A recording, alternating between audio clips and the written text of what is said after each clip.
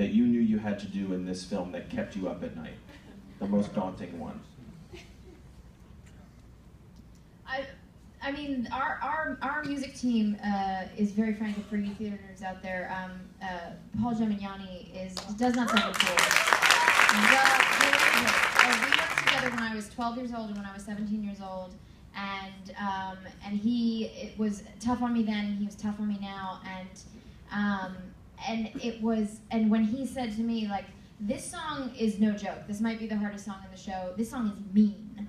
You know, it's almost cruel, and you're gonna sing it note perfect. And run up and down the stairs. Steps of the Palace. It's just brutal, but it's amazing. And he raised the key for me because, you know, he knows my voice, and my tendency is just, you know, I get nervous and I just power through and I just put everything in my chest. And he raised the key and said, "There's Cinderella." But Rob was like, I mean, are you sure you want to raise that key? Because you're still going to have to belt that last note. It's going to happen. And, you know, the notes and the pitches and rhythms kept me up at night, and the excitement of performing it kept me up at night.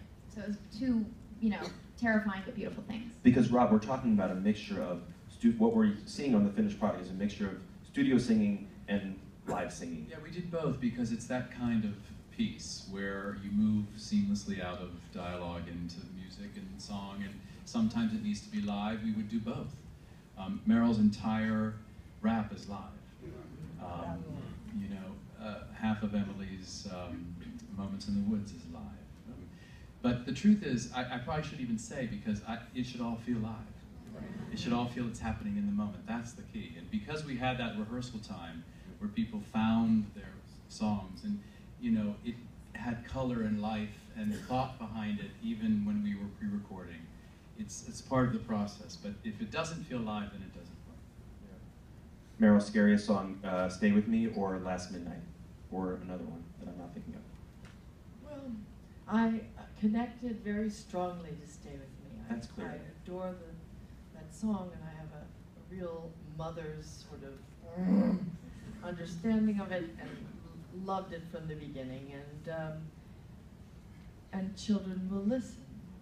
I also adored, but Last Midnight loomed like a bat. And I don't know if I should say, but I secretly didn't really like the song as much as other songs. I wish I could do, you know, You Are Not Alone, for instance. Yeah. I like that song. When you can't have it. Dream on. Dream on.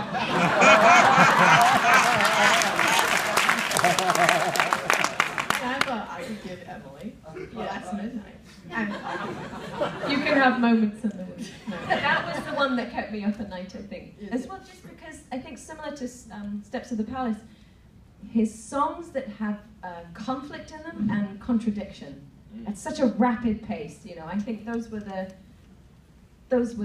the song that I was wanting to nail, I guess, because you know, she's had this amazing time with the prince, but I have a baker and I shouldn't do it. What am I doing? But it was amazing, and oh my god, no, I shouldn't. I gotta do it. No, but it was amazing. You know, it's that sort of like the conflicting thoughts were so fast, and then you have to come to a realization at the end. So I think always with Sondheim's music, it's yes, it's about how musically complex it is, but it's about, you want to nail it, about the meaning and the sense of it and the story you're trying to tell.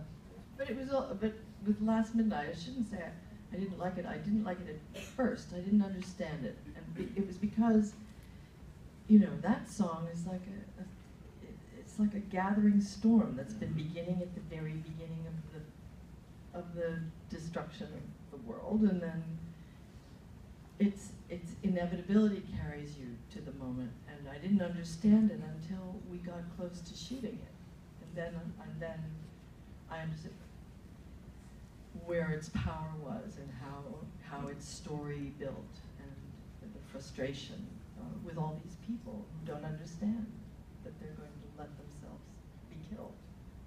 Yeah. So, all right, what do you all want to know? I see a question.